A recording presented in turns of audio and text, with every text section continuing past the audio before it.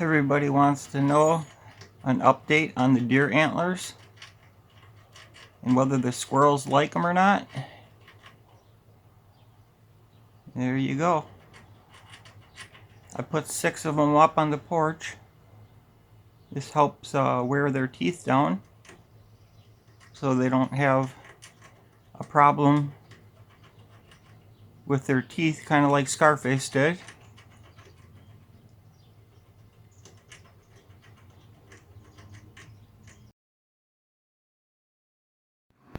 Here's another little guy that decides he wants to impress all the ladies, show off his muscles and do some pull-ups, getting all buff.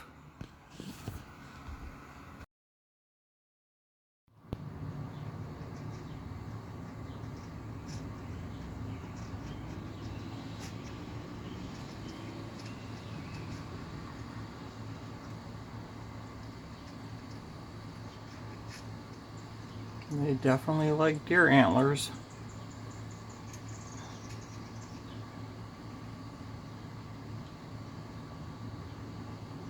Definitely a good thing. Wear them teeth down.